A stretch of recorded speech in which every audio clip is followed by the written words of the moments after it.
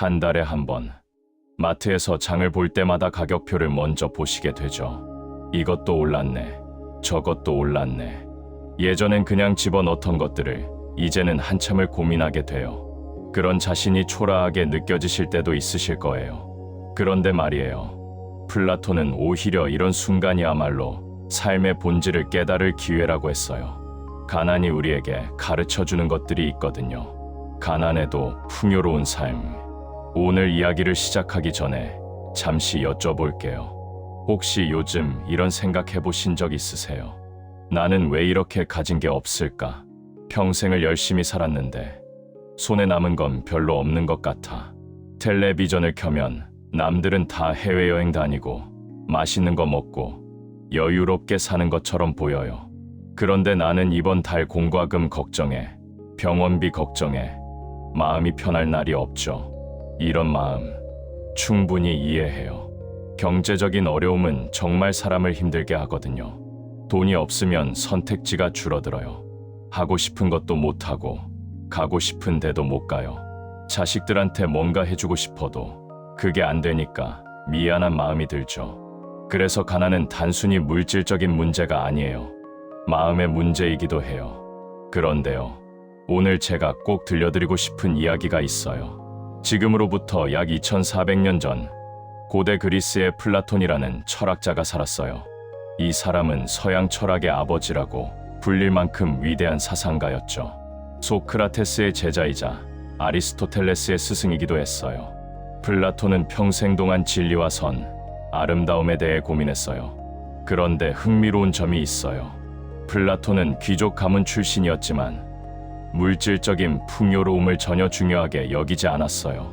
오히려 진정한 부유함은 돈이 아니라 영혼의 상태에 달려 있다고 했죠. 이게 무슨 뜻일까요? 오늘은 천천히 플라톤의 눈으로 가난과 풍요에 대해 생각해 보려고 해요. 플라톤은 이런 말을 남겼어요. 가장 부유한 사람은 가장 적은 것으로 만족하는 사람이다. 이 문장을 처음 들으면 좀 이상하게 느껴질 수 있어요. 우리는 보통 많이 가진 사람이 부자라고 생각하잖아요. 집도 크고 차도 좋고 통장 잔고도 두둑한 사람, 그런 사람이 부자 아닌가요? 하지만 플라톤은 정반대로 봤어요. 많이 가진 사람이 아니라 적은 것으로도 만족할 줄 아는 사람이 진짜 부자라고 했죠. 왜 그럴까요? 여기에는 깊은 통찰이 담겨 있어요. 생각해 보세요. 아무리 많이 가져도 만족하지 못하는 사람이 있어요. 억대 연봉을 받아도 더 받고 싶고, 좋은 집에 살아도 더 좋은 집에 살고 싶어 해요. 명품 가방 하나 사면 또 다른 가방이 갖고 싶어지고, 해외여행 한번 다녀오면 또 다른 나라에 가고 싶어지죠. 이런 사람은 영원히 만족할 수 없어요. 욕망에는 끝이 없으니까요. 반면에 적은 것으로도 감사할 줄 아는 사람이 있어요. 소박한 밥상 앞에서도 맛있다고 느끼고 작은 집에서도 편안함을 느껴요. 가진 것은 적지만 마음은 늘 풍족하죠. 이런 사람이 플라톤이 말한 진정한 부자예요. 플라톤의 스승 소크라테스도 비슷한 삶을 살았어요. 소크라테스는 평생 가난하게 살았어요. 신발도 없이 맨발로 다녔고 허름한 옷 한 벌로 사계절을 보냈죠.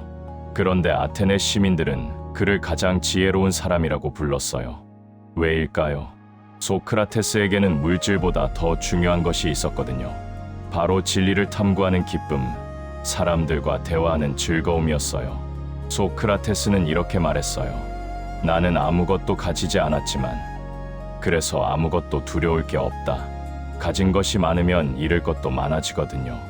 없으면 잃을 것도 없으니 마음이 편해요. 이게 역설적으로 진짜 자유로움이에요. 플라톤은 스승의 이런 모습을 보며 깊은 깨달음을 얻었어요. 물질적인 것은 결국 사라지는 것이지만 영혼의 성장과 지혜는 영원히 남는다는 것을요. 그래서 플라톤은 진정한 풍요는 바깥에 있지 않고 안에 있다고 강조했어요. 자, 이제 좀 더 깊이 들어가 볼게요. 플라톤의 유명한 동굴의 비유를 아시나요? 이 비유는 인간의 삶과 진리에 대한 깊은 통찰을 담고 있어요. 잠시 상상해 보세요. 깊은 동굴 안에 사람들이 묶여 있어요. 태어날 때부터 쇠사슬에 묶여서 고개도 돌리지 못해요. 이들이 볼 수 있는 건 동굴 벽에 비치는 그림자뿐이에요. 뒤에서 불빛이 타오르고 그 불빛 앞으로 여러 물체들이 지나가면 벽에 그림자가 생기죠. 동굴 속 사람들은 이 그림자가 세상의 전부라고 믿어요. 어느 날 한 사람이 쇠사슬에서 풀려났어요. 처음에는 눈이 부셔서 아무것도 보지 못했죠. 하지만 점점 눈이 적응하면서 놀라운 사실을 깨달았어요. 자신이 지금까지 본 것은 그림자에 불과했다는 것을요. 진짜 세상은 동굴 밖에 있었어요. 태양 아래 펼쳐진 아름다운 세계가 있었죠. 이 비유가 우리 삶과 무슨 관련이 있을까요? 플라톤은 우리가 물질적인 것에만 집착할 때 마치 동굴 속에서 그림자만 보는 것과 같다고 했어요. 돈, 명예, 지위, 이런 것들은 그림자와 같아요. 실체가 아니에요. 진짜 중요한 것은 눈에 보이지 않는 것들이에요. 사랑, 지혜, 마음의 평화, 이런 것들이죠. 가난하다고 느껴질 때 우리는 종종 그림자에만 집중하고 있는 건지도 몰라요. 통장 잔고라는 그림자, 남들과 비교되는 그림자. 하지만 고개를 돌려보면 진짜 풍요로움은 다른 곳에 있어요. 한번 생각해 보세요. 지금 곁에 계신 분이 있으신가요? 배우자든, 자녀든, 손주든, 아니면 오랜 친구든. 그 존재 자체가 얼마나 큰 축복인지요. 건강하게 오늘 하루를 보낼 수 있다는 것, 맛있는 밥 한 끼를 먹을 수 있다는 것, 따뜻한 이불 속에서 잠들 수 있다는 것, 이런 것들이 사실은 엄청난 풍요로움이에요. 플라톤은 이데아라는 개념을 만들었어요. 이데아란 사물의 본질, 진짜 모습을 말해요. 우리가 눈으로 보는 세상은 이데아의 불완전한 복제품에 불과하다고 했죠. 진짜 아름다움, 진짜 선함, 진짜 풍요로움은 눈에 보이지 않는 세계에 존재한다고 봤어요. 이 철학을 우리 삶에 적용해보면 이래요. 물질적인 부는 눈에 보이는 복제품이에요. 진짜 풍요로움의 그림자일 뿐이죠. 진짜 풍요로움은 마음속에 있어요. 감사할 줄 아는 마음, 작은 것에도 기뻐할 줄 아는 마음, 가진 것을 나눌 줄 아는 마음, 이런 것들이 이데아적인 풍요로움이에요. 자, 여기서 한 가지 중요한 질문을 던져볼게요. 왜 우리는 가난하면 불행하다고 느낄까요? 사실 가난 자체가 불행을 만드는 게 아니에요. 가난에 대한 우리의 생각이 불행을 만드는 거예요. 플라톤은 인간의 영혼을 세 부분으로 나눴어요. 이성, 기계, 욕망. 이성은 진리를 추구하는 부분이고, 기계는 용기와 의지를 담당하고, 욕망은 물질적인 것을 원하는 부분이에요. 플라톤은 이 세 부분이 조화를 이룰 때 인간은 행복해진다고 했어요. 문제는 현대 사회에서 욕망이 너무 비대해졌다는 거예요. 광고는 끊임없이 우리에게 뭔가를 사라고 유혹하죠. 더 좋은 차, 더 큰 집, 더 비싼 옷, 이런 것들을 가져야 행복해진다고 세뇌시켜요. 그래서 우리의 욕망은 점점 커지고 가진 것으로는 절대 만족할 수 없게 돼요. 플라톤이 살았던 고대 그리스에는 광고가 없었어요. 텔레비전도 없고 인터넷도 없었죠. 사람들은 자신에게 필요한 것이 무엇인지 스스로 판단할 수 있었어요. 하지만 지금은 달라요. 우리는 매일 수천 개의 메시지에 노출돼요. 이것을 사라, 저것을 가져라, 이렇게 살아야 성공한 거다. 이런 메시지들이죠. 그래서 플라톤의 철학이 지금 더 중요해요. 이성의 힘으로 욕망을 다스려야 해요. 정말 필요한 것이 무엇인지, 진짜 행복이 무엇인지 스스로 생각해 봐야 해요. 남들이 부러워하는 삶이 아니라 내가 진정으로 만족하는 삶을 살아야 해요. 플라톤은 또 이런 말을 했어요. 가장 큰 재산은 작은 것으로도 만족하는 것이다. 이 말을 곰곰이 생각해 보세요. 만족이란 무엇일까요? 만족은 밖에서 오는 게 아니에요. 안에서 오는 거예요. 아무리 많이 가져도 마음이 비어 있으면 만족할 수 없어요. 반대로 적게 가져도 마음이 충만하면 풍요로움을 느낄 수 있죠. 세상에는 두 종류의 가난이 있어요. 하나는 물질적 가난이에요. 돈이 없고 가진 것이 없는 상태죠. 다른 하나는 영혼의 가난이에요. 아무리 많이 가져도 채워지지 않는 공허함, 끝없는 욕망에 시달리는 상태예요. 플라톤이 경계한 것은 두 번째 가난이에요. 물질적으로 풍요로워도 영혼이 가난하면 불행해요.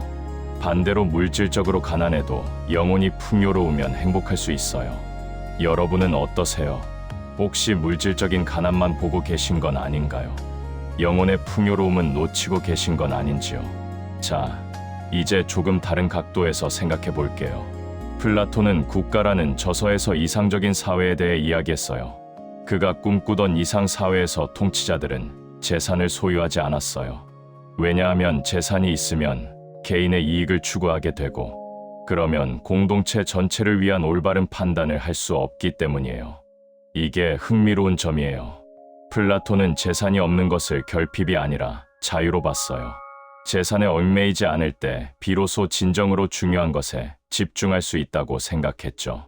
물론 우리 현실에서 완전히 재산 없이 살기는 어려워요. 최소한의 의식주는 해결해야 하니까요. 하지만 플라톤이 말하고자 한 핵심은 이거예요. 재산이 목적이 되면 안 된다는 거죠. 재산은 수단일 뿐이에요. 좋은 삶을 살기 위한 도구일 뿐이지 삶의 목적이 되어서는 안 돼요. 나이가 들면서 깨닫게 되는 것들이 있죠. 젊었을 때는 돈을 벌기 위해 모든 것을 희생했어요. 가족과의 시간도 포기하고 건강도 돌보지 않고 오직 일만 했죠. 그런데 나이가 들어 돌아보면 그때 놓친 것들이 더 소중했다는 걸 알게 돼요. 플라톤은 이것을 이미 알고 있었어요. 그래서 물질적인 것보다 영혼의 성장을 강조했죠. 돈은 쓰면 없어지지만 지혜와 덕은 쌓을수록 커져요. 사랑은 나눌수록 늘어나고 감사하는 마음은 행복을 부르죠. 플라톤의 제자 아리스토텔레스도 비슷한 생각을 했어요. 아리스토텔레스는 행복을 에우다이모니아라고 불렀는데 이건 쾌락이나 부와는 다른 개념이에요. 좋은 삶, 번영하는 삶, 덕스러운 삶을 의미하죠. 진정한 행복은 돈으로 살 수 없다는 거예요. 덕을 실천하고 의미 있는 삶을 살 때 찾아오는 거예요. 자, 여기서 잠시 우리 현실로 돌아와 볼게요.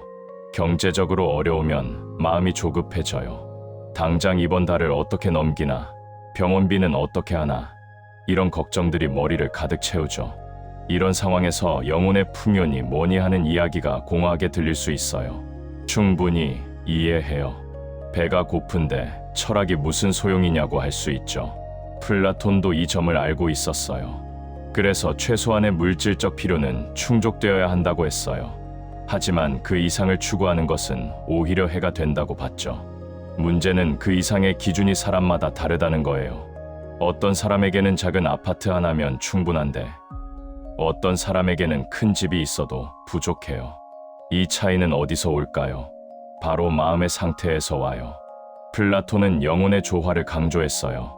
이성이 욕망을 다스리고 기계가 이성을 돕는 상태. 이런 조화로운 상태에서 인간은 적은 것으로도 만족할 수 있어요. 하지만 욕망이 이성을 지배하면 아무리 많이 가져도 만족할 수 없죠. 그래서 진짜 문제는 가난이 아니에요. 욕망을 다스리지 못하는 것이 문제예요. 플라톤의 철학은 바로 이 점을 가르쳐줘요. 외부 환경을 바꾸기 어렵다면 내면을 바꿔야 한다는 거죠. 물론 쉽지 않아요. 평생 동안 굳어진 생각을 바꾸는 것은 어려운 일이에요.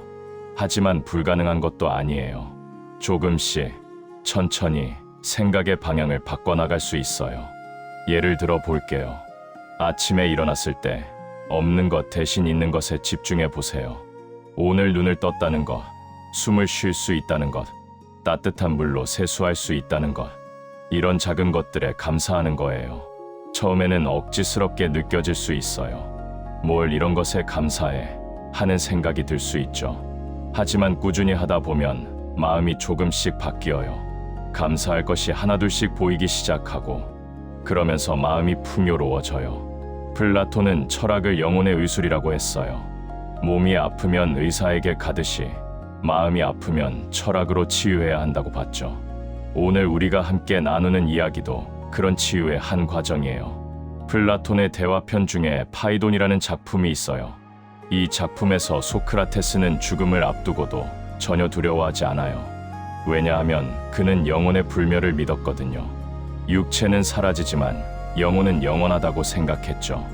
이 믿음이 소크라테스에게 엄청난 평화를 주었어요.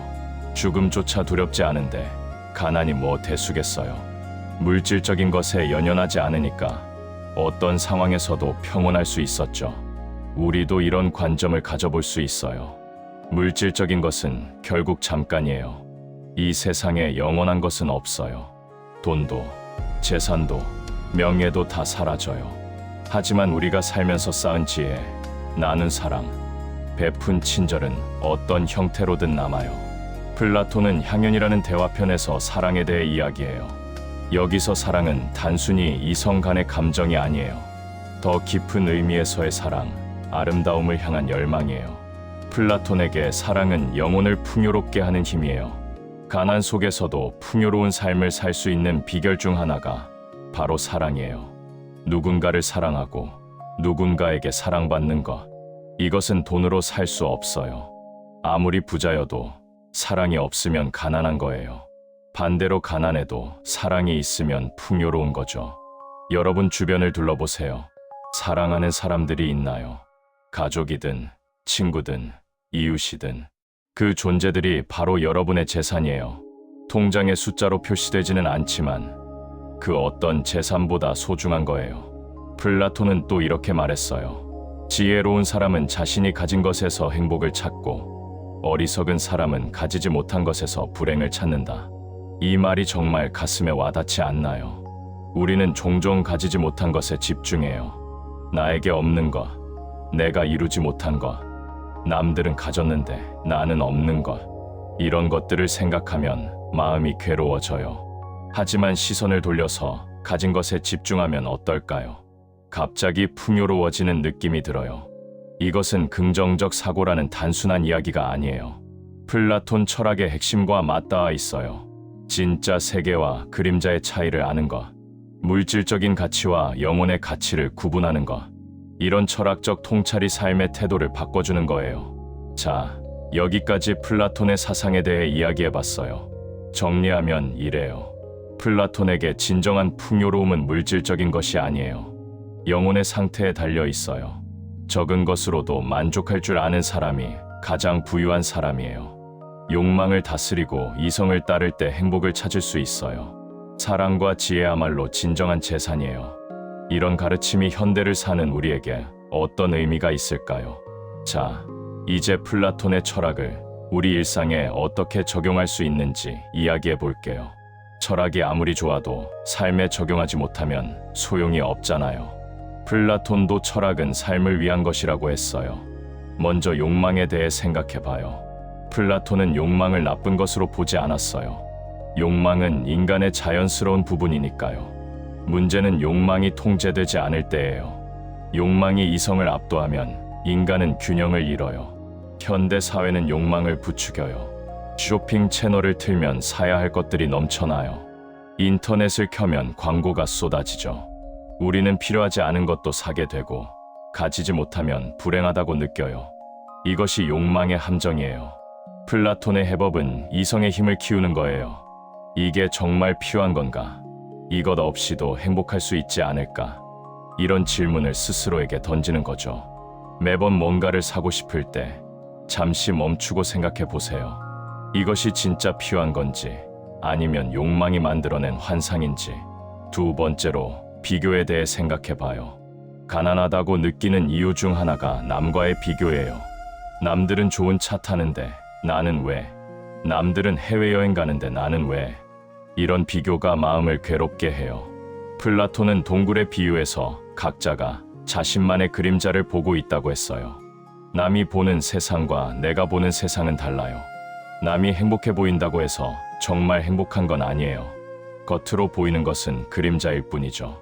비교를 멈추면 마음이 편해져요. 남의 삶이 아닌 내 삶에 집중하는 거예요. 내가 가진 것, 내가 할 수 있는 것, 내가 감사할 수 있는 것, 이런 것들에 눈을 돌리면 가난하다는 생각도 줄어들어요. 세 번째로 관계에 대해 생각해봐요. 플라톤은 좋은 관계가 행복의 핵심이라고 봤어요. 향연에서 사랑의 힘을 강조한 것도 그 때문이에요. 인간은 혼자서는 완전해질 수 없어요. 다른 사람과의 관계 속에서 성장하고 행복을 찾죠. 돈이 없어도 좋은 관계는 가질 수 있어요. 오히려 돈이 많으면 진정한 관계를 맺기 어려울 수 있죠. 돈 때문에 다가오는 사람들, 이해관계로 얽힌 관계들, 이런 것들은 진짜 관계가 아니에요. 가난할 때 곁에 있어주는 사람이 진짜 소중한 사람이에요. 어려울 때 함께 웃어주고 힘들 때 손 잡아주는 사람. 그런 사람이 한 명만 있어도 여러분은 부자예요. 네 번째로 시간의 가치에 대해 생각해봐요. 돈은 벌 수 있지만 시간은 돌이킬 수 없어요. 플라톤은 시간을 지혜롭게 쓰는 것이 중요하다고 했어요. 물질을 쫓느라 시간을 낭비하면 안 된다고요. 나이가 들면 시간이 더 소중하게 느껴지죠. 남은 시간을 어떻게 보낼 것인가? 돈 걱정에 쫓기며 보낼 것인가? 아니면 소중한 사람들과 함께하며 보낼 것인가? 선택은 우리에게 있어요. 플라톤은 철학하며 보낸 시간이 가장 가치 있다고 했어요. 철학이라고 해서 거창한 게 아니에요. 삶에 대해 생각하고 의미를 찾고 지혜를 구하는 것. 이런 활동이 영혼을 풍요롭게 해요. 다섯 번째로 건강에 대해 생각해봐요. 건강은 돈으로 살 수 없어요. 아무리 부자여도 건강이 없으면 아무것도 할 수 없죠. 플라톤도 몸과 영혼의 조화를 강조했어요. 지금 건강하시다면 그것이 가장 큰 재산이에요. 아침에 일어나서 걸을 수 있고 밥을 먹을 수 있고 숨을 쉴 수 있다는 것. 이것이 얼마나 대단한 일인지 모를 때가 많아요. 아파보면 알죠. 건강할 때 못 느꼈던 감사함을요. 자, 이제 좀 더 실천적인 이야기를 해볼게요. 플라톤의 철학을 바탕으로 가난 속에서도 풍요롭게 사는 방법을 정리해 볼게요. 첫 번째, 매일 감사 일기를 써보세요. 거창할 필요 없어요. 오늘 감사한 것 3가지만 적어보세요. 맛있게 먹은 밥, 따뜻했던 햇살, 반가웠던 이웃의 인사. 이런 작은 것들이요. 꾸준히 하다 보면 감사할 것이 점점 많아져요. 그러면 마음이 풍요로워지죠. 두 번째, 정기적으로 정리하는 시간을 가지세요. 집 안에 있는 물건들을 정리해 보세요. 정말 필요한 것과 그렇지 않은 것을 구분해 보세요. 플라톤은 단순함을 강조했어요. 물건이 적으면 마음도 가벼워져요. 필요 없는 것에 둘러싸여 있으면 오히려 답답해지죠. 세 번째, 자연과 함께하는 시간을 가지세요. 플라톤은 자연 속에서 많은 영감을 받았어요. 공원을 산책하거나 하늘을 바라보거나 꽃을 보는 것만으로도 마음이 평화로워져요. 자연은 공짜예요. 돈이 없어도 누릴 수 있는 최고의 선물이죠. 네 번째, 배움을 멈추지 마세요. 플라톤은 평생 배움을 강조했어요. 나이가 들어도 배울 것은 많아요. 책을 읽거나 다큐멘터리를 보거나 새로운 것을 익히는 것. 이런 활동이 영혼을 젊게 유지해줘요. 다섯 번째, 나눔을 실천하세요. 가난하면 줄 게 없다고 생각할 수 있어요. 하지만 나눔은 돈만이 아니에요. 시간을 나누고 지혜를 나누고 따뜻한 말 한마디를 나눌 수 있어요. 나눌 때 오히려 풍요로워지는 역설이 있어요. 여섯 번째, 과거에 연연하지 마세요. 지나간 것은 지나간 거예요. 젊었을 때 이랬더라면, 그때 그 선택을 했더라면. 이런 생각은 마음만 괴롭게 해요. 플라톤은 현재에 집중하라고 했어요.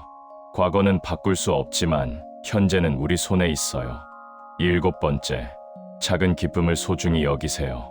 큰 행복만 기다리면 평생 불행해요. 작은 기쁨들이 모여서 행복한 삶을 만들어요. 맛있는 커피 한 잔, 좋은 음악 한 곡, 사랑하는 사람의 웃음. 이런 작은 것들에서 기쁨을 찾으세요. 이런 실천들이 당장 통장 잔고를 늘려주지는 않아요. 하지만 마음의 잔고를 늘려줘요. 플라톤이 말한 영혼의 풍요로움을 경험하게 해주죠. 자, 이제 조금 다른 시각을 말씀드릴게요. 가난에 대한 새로운 관점이에요. 우리 사회는 가난을 부끄러운 것으로 여기는 경향이 있어요. 돈 없으면 무시당하고 가난하면 실패한 인생 취급을 받죠. 하지만 이런 시각은 잘못된 거예요. 플라톤 시대의 많은 철학자들은 가난했어요. 소크라테스도, 디오게네스도, 에픽테토스도. 하지만 이들은 역사에서 가장 존경받는 사람들이에요. 그들의 가치는 돈이 아니라 지혜에서 왔어요. 가난은 때로 축복이 될 수 있어요. 가난하기 때문에 보이는 것들이 있어요. 부유할 때는 당연하게 여겼던 것들의 소중함을 알게 되죠. 작은 것에도 감사하는 마음이 생기고 진짜 중요한 것이 무엇인지 깨닫게 돼요. 또한 가난은 인격을 단련시켜요. 어려움을 겪으면서 인내심이 길러지고 겸손해지고 다른 사람의 아픔을 이해하게 돼요. 이런 것들은 돈으로 살 수 없는 소중한 자질이에요. 플라톤은 시련이 영혼을 성장시킨다고 했어요. 편안함만 있으면 영혼은 나태해져요. 적당한 어려움이 있어야 더 강해지고 지혜로워지죠. 가난이라는 시련도 마찬가지예요. 이것을 어떻게 받아들이느냐에 따라 성장의 기회가 될 수 있어요. 물론 극심한 가난은 고통스러워요. 기본적인 생존조차 위협받는 상황은 힘들죠. 하지만 대부분의 경우 우리가 느끼는 가난은 상대적인 거예요. 남과 비교해서 느끼는 가난, 이전보다 못해서 느끼는 가난. 이런 상대적 가난은 시각을 바꾸면 극복할 수 있어요. 세상에는 우리보다 더 어려운 사람들이 많아요. 지금 우리가 누리는 것들을 꿈도 꾸지 못하는 사람들이 있어요. 그런 관점에서 보면 우리는 이미 충분히 풍요로운 거예요. 플라톤은 행복은 외부 조건에 달려 있지 않다고 했어요. 가난해도 행복할 수 있고 부유해도 불행할 수 있어요. 중요한 것은 마음의 상태예요. 영혼이 건강하면 어떤 상황에서도 평화를 찾을 수 있죠. 자, 이제 마무리를 향해 가고 있어요. 오늘 이야기의 핵심을 다시 한번 정리해 볼게요. 플라톤이 말한 진정한 풍요로움은 물질이 아니에요. 영혼의 상태에 달려 있어요. 적은 것으로도 만족할 줄 아는 사람이 가장 부유한 사람이에요. 욕망을 다스리고 이성을 따르면 행복을 찾을 수 있어요. 사랑, 지혜, 감사하는 마음이 진정한 재산이에요. 가난해도 풍요로운 삶은 가능해요. 시각을 바꾸고 마음을 가꾸고 작은 것에 감사하면 돼요. 물질적 가난이 영혼의 가난으로 이어질 필요는 없어요. 오히려 물질적 가난이 영혼의 풍요로움을 일깨워 줄 수 있어요. 여러분, 지금 경제적으로 어려우시더라도 너무 자책하지 마세요. 평생 열심히 사셨잖아요. 최선을 다해 오셨잖아요. 결과가 기대만큼 아니어도 그 노력은 사라지지 않아요. 그리고 기억하세요. 여러분 곁에는 소중한 것들이 이미 많아요. 사랑하는 사람들, 건강, 오늘 하루. 이런 것들이 진짜 재산이에요. 통장의 숫자로 표시되지 않을 뿐이죠. 플라톤의 철학이 2400년이 지난 지금도 살아있는 이유가 있어요. 시대가 변해도 변하지 않는 진리가 담겨 있기 때문이에요. 진정한 풍요로움은 밖에 있지 않고 안에 있다는 진리. 이것은 고대 그리스에서도 참이었고 지금도 참이에요. 오늘 이 이야기가 여러분 마음의 작은 씨앗이 되길 바라요. 당장 삶이 확 바뀌지는 않겠지만 조금씩 시각이 달라질 거예요. 가난하다고 느껴질 때 플라톤의 말을 떠올려 보세요. 가장 부유한 사람은 가장 적은 것으로 만족하는 사람이다. 여러분은 이미 충분히 가지고 계세요. 그걸 깨닫기만 하면 돼요. 오늘부터 하나씩 감사한 것들을 찾아보세요. 그러면 여러분의 삶이 조금씩 풍요로워질 거예요. 플라톤이 꿈꿨던 이상 세계는 어쩌면 바깥에 있는 게 아닐지도 몰라요. 우리 마음 속에 있을 수도 있어요. 마음이 풍요로우면 세상도 풍요롭게 보이거든요. 오늘 긴 이야기 들어주셔서 감사해요. 이 이야기가 여러분의 하루에 작은 위로가 되었으면 해요. 가난해도 괜찮아요. 중요한 건 영혼의 상태니까요. 괜찮습니다. 지금 이대로도 충분합니다. 2400년 전 플라톤이 남긴 지혜가 지금 여러분 마음의 작은 씨앗으로 심어졌으면 해요. 이 씨앗이 자라나서 어느 날 풍성한 열매가 될 거예요. 당장은 어려우셔도 괜찮아요. 플라톤도 말했잖아요. 진정한 부자는 마음이 풍요로운 사람이라고요. 여러분은 이미 그 길 위에 계세요. 오늘 하루도 수고 많으셨어요. 내일은 오늘보다 조금 더 가벼운 마음으로 시작하시길 바랍니다. 여러분의 작은 응원이 다음 이야기에 큰 힘이 됩니다. 시간이 허락하신다면 구독과 좋아요 한 번씩 부탁드립니다.